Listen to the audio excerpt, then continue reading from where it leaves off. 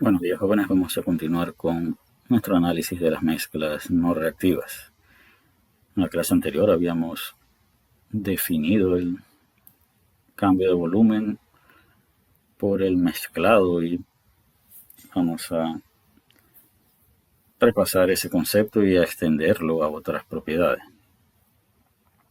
Acá nos dicen considera J gases inicialmente separados, todos a condiciones de presión y temperatura PM y TM.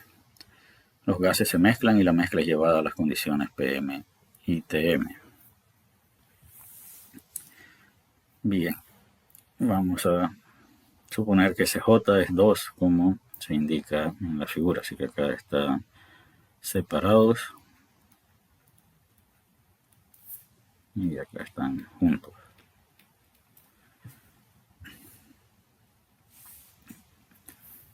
¿Cuál es el volumen de A? Vamos a ver. Separados. El volumen de A es igual a N de A por el volumen específico de A evaluado a la temperatura Tm o simplemente TIP como lo indican los dibujos.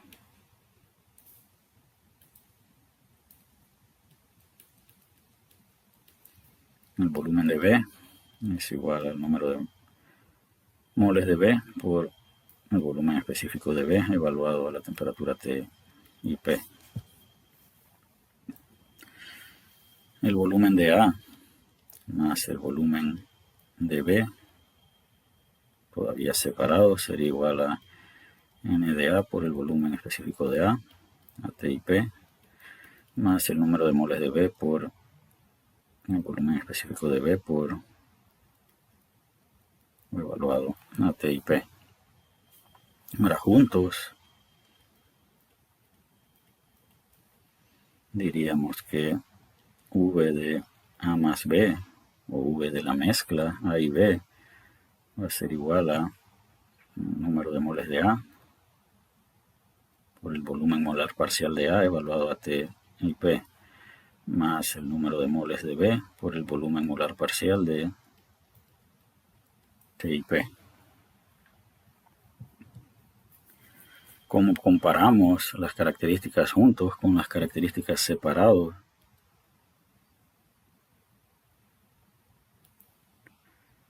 V de A más B menos V de A menos V de B. Esto sería igual a N de A por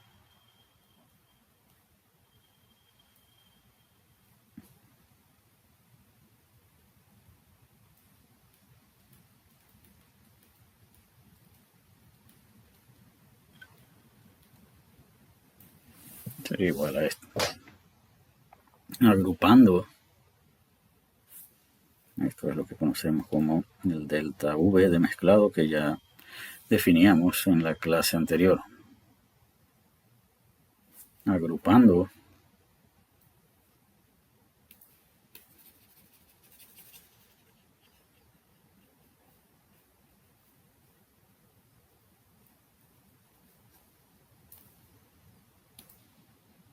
obtendríamos que delta V de mezclado es igual a el número de moles de A multiplicado por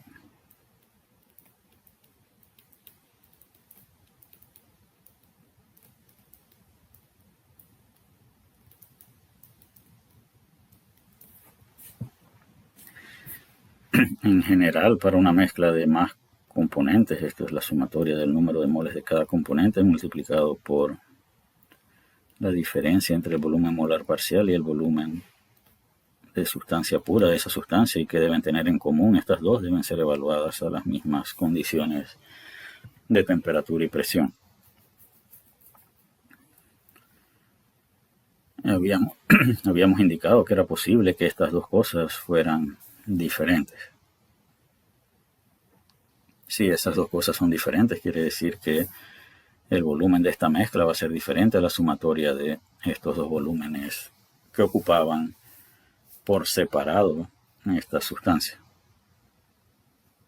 Si estas dos cantidades son iguales, entonces la sumatoria de estos dos volúmenes separados constituye el volumen de la mezcla. Si extendiéramos esto a cantidades de energía que tienen que ver con energía,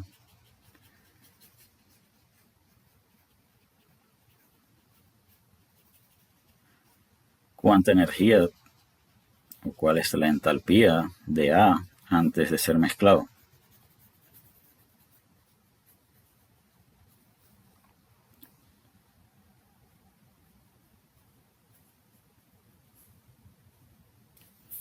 Vamos a ver, perdón. Antes de ser mezclado, acá tenemos Na por HDA, y esto corresponde a HDA. Y acá tenemos que H de B es igual al número de moles de B por H de B. Y acá la entalpía de A más B es igual al número de moles de A por la entalpía molar parcial de A más el número de moles de B por la entalpía molar parcial de B.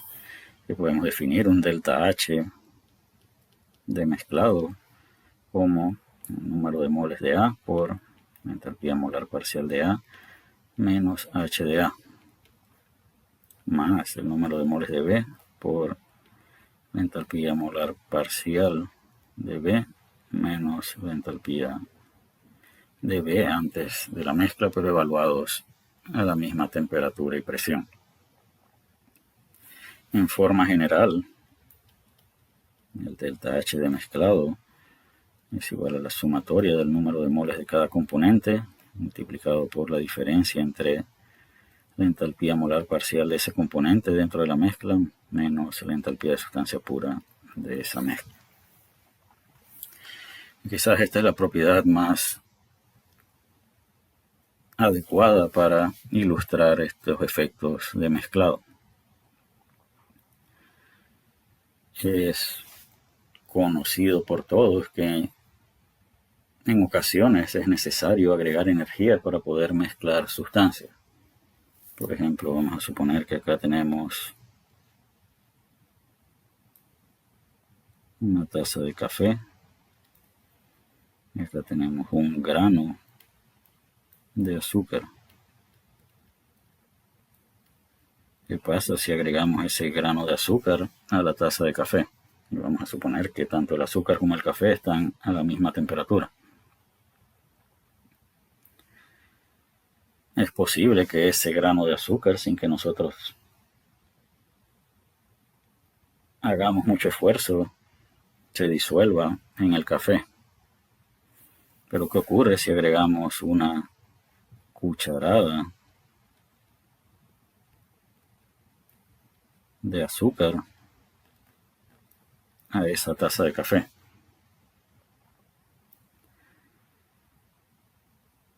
¿Qué debemos hacer para que esa cucharada de azúcar se disuelva en el café? Debemos agregar energía con una cuchara para revolver. ¿Eso qué significa? Que cuando el café esté mezclado con el azúcar, debe haberse incrementado la energía tanto como se haya tenido que agregar al revolver con la cuchara.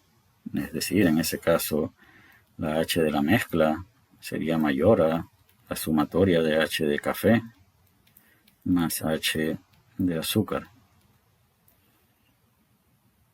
¿Y qué resultado obtendríamos desde el punto de vista de las propiedades molares parciales? Diríamos que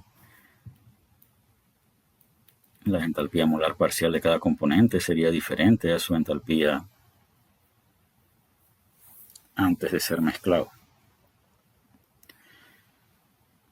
En forma análoga, hay sustancias que al mezclarse incrementan o disminuyen su volumen, así como hay sustancias que requieren energía para mezclarse, hay sustancias que liberan energía al mezclarse. Así que en general la propiedad molar parcial no necesariamente debe ser igual a la propiedad de esa sustancia fuera de la mezcla, aunque sean evaluadas a las mismas condiciones de temperatura y presión. Por eso hablamos de delta V de mezclado, delta H de mezclado. Y acá nos preguntan, ¿será posible que uno, varios o todos los deltas de mezclado sean iguales a cero?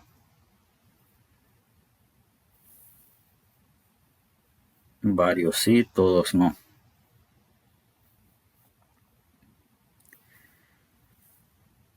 Más adelante definiremos las soluciones ideales, y en las soluciones ideales este es 0 y este es 0. Este nunca es 0.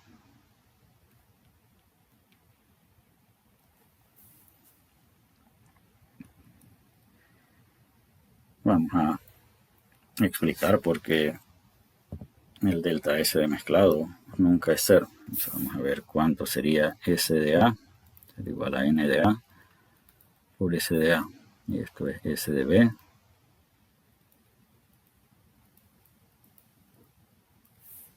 Y acá esto es S de A más B, es igual a N de A, S de A más N de B, S molar parcial de B.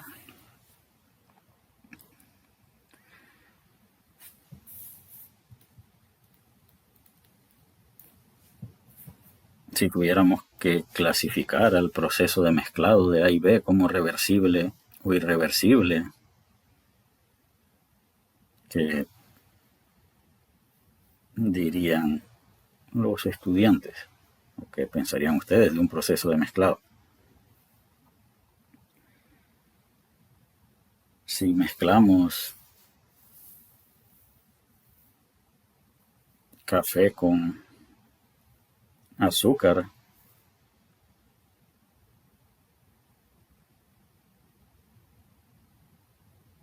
¿será posible esperar que espontáneamente el azúcar se separe del café?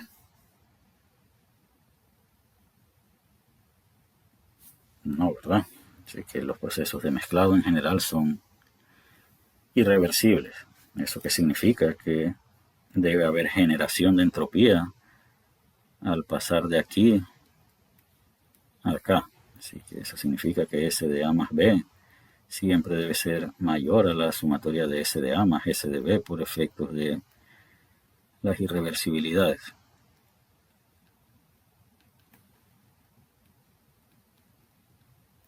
Esto es por efectos de la segunda ley, de tal manera que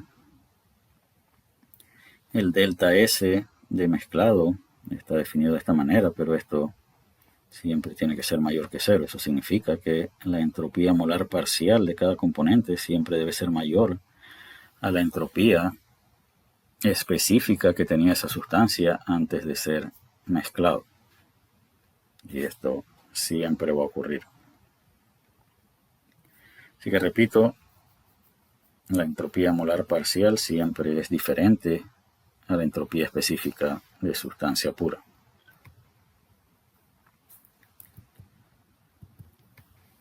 Acá tenemos una gráfica de una mezcla de binaria de un componente A y un componente B evaluada a una presión y temperatura de mezcla. Entonces hacia acá tenemos la fracción molar del componente B.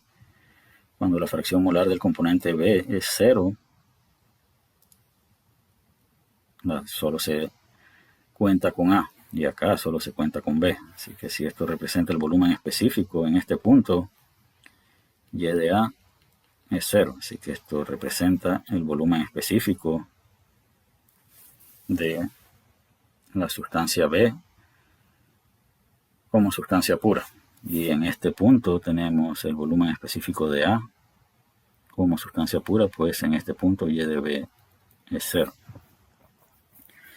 Sin embargo, en cualquier otro punto, las dos fracciones molares son diferentes de 0. Y vamos a tomar acá en este punto esto. Para esta composición de B, este es el volumen específico de la mezcla. Así que para ese punto el volumen específico de la mezcla es igual a Y de A por el volumen específico molar parcial de A más Y de B por el volumen específico molar parcial de B. ¿Qué tienen en común todos los puntos en esta gráfica? Todos están evaluados a la temperatura y presión fija. Ahora, si usamos otra composición, si esta es la composición Y de B, este sería el volumen específico de la mezcla. Y claramente este volumen específico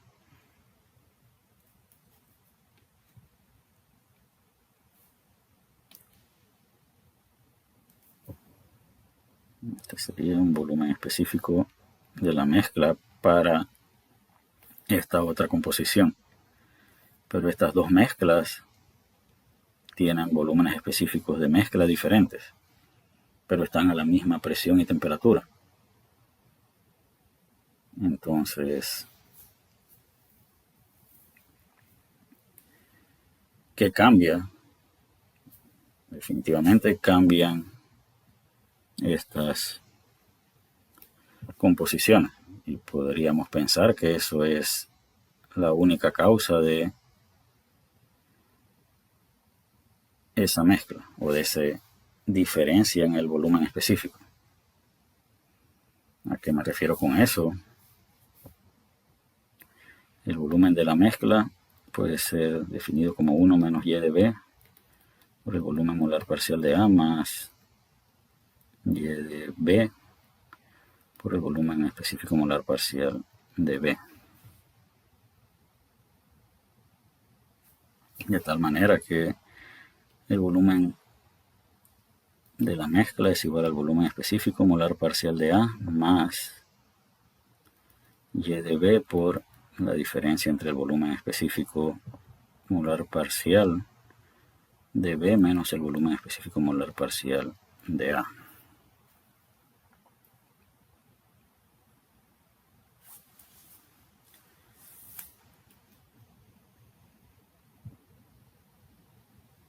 Esto es una ecuación lineal en Y de B.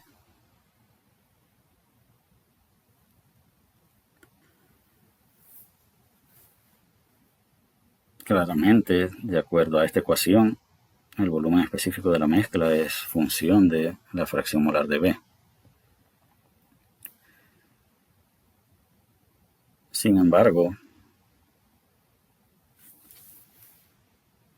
si este volumen de la mezcla fuese únicamente función de la fracción molar,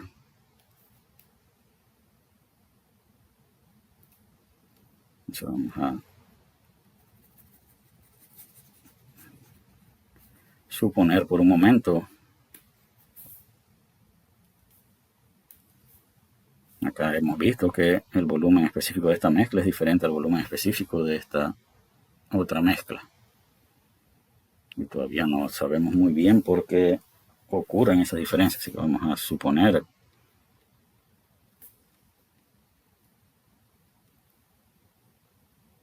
que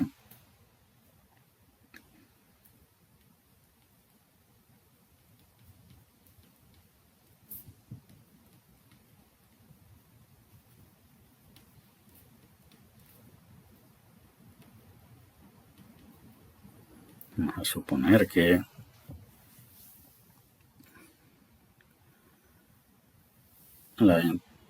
el volumen molar parcial de A y el volumen molar parcial de B no dependen de la composición. Es decir, yo puedo modificar este número y estos dos van a permanecer constantes. Si Y de B es igual a 0, el volumen de la mezcla sería igual al volumen específico molar parcial de A, pero también, como hemos indicado, debe ser igual al volumen específico de A. Y si Y de B es 1, el volumen de la mezcla sería igual al volumen específico molar parcial de B, y esto sería igual al volumen específico de B. ¿Eso qué significa? Que para que esto sea cierto,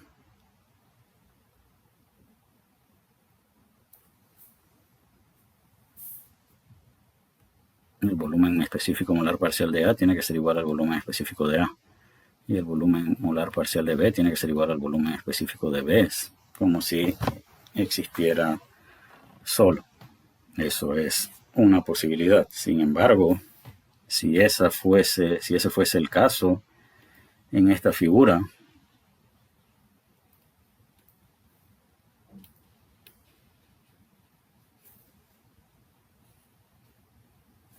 el comportamiento entre A y B tendría que ser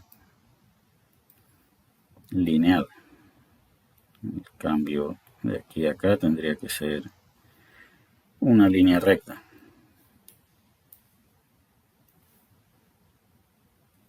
Cosa que no ocurre en esta figura. Entonces, si lo que acabamos de decir fuese cierto, la relación sería una línea recta. En este caso es una curva.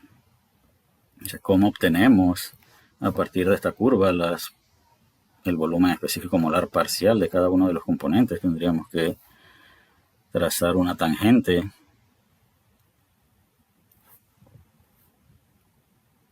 a ese punto y donde intersecte estos ejes, esto correspondería al volumen molar parcial de B y este correspondería al volumen molar parcial de A. Ahora, ¿qué ocurriría si tomáramos otro punto? Entonces acá la tangente conduciría a un volumen específico molar parcial de A diferente y a un volumen específico molar parcial de B también diferente. ¿Eso qué significa? Que para el caso que se muestra en esta figura, esto no es cierto. En el caso que se muestra en la figura,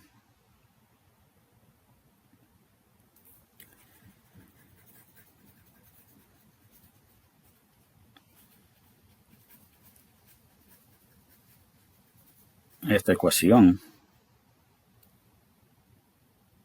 que tenemos aquí sigue siendo válida. Sin embargo, el comportamiento no es lineal.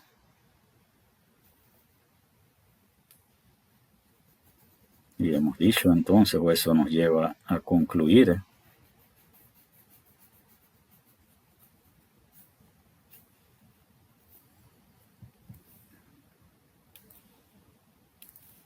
que el volumen específico molar parcial de A es función de la temperatura, de la presión, pero también es función de la composición. El volumen específico molar parcial de B es función de la temperatura, la presión y, repito, si el comportamiento hubiese sido lineal, la tangente en cualquier punto hubiera conducido a este valor de V de A y a este valor de V de B. En el caso de la figura es una curva, por lo tanto concluimos esto. Si hubiera sido lineal, entonces hubiéramos dicho que el volumen molar parcial de A solamente hubiese sido función de la temperatura y la presión y hubiese tenido que ser igual a V de A. Eso es un caso particular que veremos más adelante que se denomina soluciones ideales. Pero claramente para el caso que se observa en la figura, el volumen molar parcial depende de la composición. Así que avanzando, vamos a definir lo que es una solución ideal. Y las soluciones ideales son aquellas en las que el delta V de mezclado es 0 y el delta H de mezclado es 0. Así que si vamos a regresar a la definición de delta H de mezclado y para que esto sea 0, cada uno de estos términos debería cancelarse. Es decir, en una solución ideal, el volumen molar parcial de un componente dentro de la mezcla es igual al volumen específico de ese componente fuera de la mezcla si se evalúa a la presión y temperatura de la mezcla. En el caso de la figura decíamos que el volumen molar parcial de A era función de la presión, la temperatura y la composición. Esto es el comportamiento general. Para una solución ideal, el volumen molar parcial del componente A es función de la presión y la temperatura, así que no importa si tenemos mucho de A o mucho de B, el volumen específico molar parcial siempre va a ser igual al volumen específico de ese componente, como si lo evaluáramos fuera de la mezcla. Así que el volumen específico de la mezcla, que en forma general es definido como la sumatoria de la fracción molar por el volumen molar parcial, se convierte en la sumatoria de la fracción molar por el volumen específico de ese componente a la presión y temperatura de la mezcla, evaluado como si estuviera solo. Lo mismo en una solución ideal. Para que el delta H de mezclado sea cero, la entalpía específica de esa sustancia fuera de la mezcla es igual a la entalpía molar parcial de esa sustancia dentro de la mezcla. De la misma manera en que el volumen específico molar parcial es función de la presión, la temperatura y la composición, la entalpía molar parcial también debe ser función de la temperatura, la presión. Entre más azúcar queremos disolver en el café, más energía tenemos que agregar. Así que en el caso de una solución ideal, la entalpía molar parcial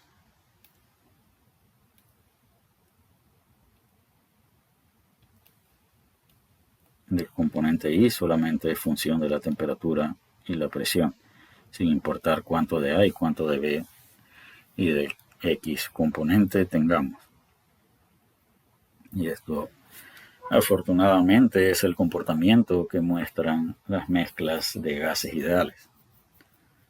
Así que en el siguiente módulo, donde vamos a trabajar con mezclas de aire y vapor que se comportan como soluciones ideales, será sencillo evaluar la entalpía de la mezcla en función de las entalpías del aire y la entalpía del vapor.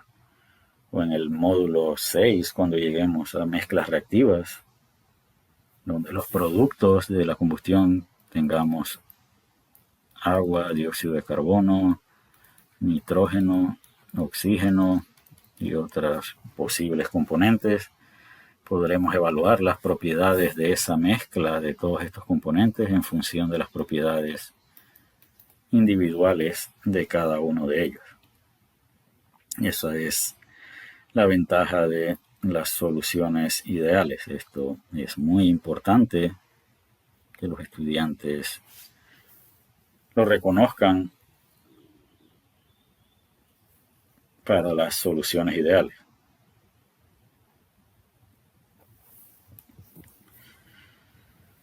Las mezclas de gases ideales se comportan como soluciones ideales, como indicábamos, así que va a ser bastante sencillo evaluar sus propiedades. Otras mezclas de gases reales también se pueden aproximar en ocasiones a soluciones ideales, y la suposición de solución ideal es una aproximación, así que al resolver sus problemas usted tendrá que especificar entre sus suposiciones que va a aplicar la suposición de solución ideal. Vamos a ver las relaciones presión, temperatura y volumen para las mezclas. Vamos a empezar con la ley de Amagat de los volúmenes aditivos. Dice que el volumen de una mezcla de gases es igual a la suma de los volúmenes que cada gas ocuparía si existiera solo a la temperatura y presión de la mezcla. Es decir, el volumen de la mezcla a una presión y temperatura dada es igual a la sumatoria del volumen de cada uno de los componentes. Es decir, acá tenemos V de A más V de B, y el volumen de la mezcla es igual a la sumatoria de estos dos volúmenes. Esto es consistente con lo que hemos señalado sobre las soluciones ideales, así que la ley de Amagat de los volúmenes aditivos es consistente con la suposición de soluciones ideales. El volumen de la mezcla es igual a la sumatoria del número de moles de cada componente multiplicado por el volumen específico molar parcial. Así que en este caso el volumen de la mezcla ser igual a número de moles de A por el volumen específico molar parcial de A, más el número de moles de B por el volumen específico molar parcial de B, evaluada la temperatura y presión de la mezcla. Acá todo el mundo, aunque estén separados, están a estas mismas condiciones de temperatura y presión. Acá el volumen de A es igual a N de A por el volumen específico de A y N de B por el volumen específico de B. La diferencia entre estos dos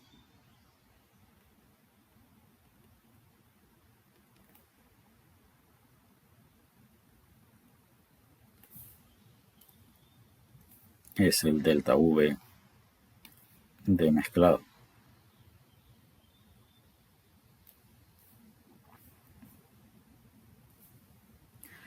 Pero la ley de Amagat dice que este volumen tiene que ser igual a la sumatoria de estos dos.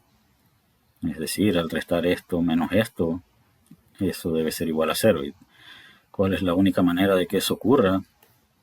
Que este sea igual a este y que este sea igual a este. Así que la ley de Amagat indica que requiere que para que lo indicado en este recuadro sea cierto, el volumen molar parcial de cada componente tiene que ser igual al volumen específico de ese componente fuera de la mezcla, evaluada la presión y temperatura de la mezcla. Y esto es consistente con la suposición de gas ideal, de solución ideal. Eso decimos que la solución de Amagat es consistente con la suposición de soluciones ideales. Entonces podemos definir un volumen parcial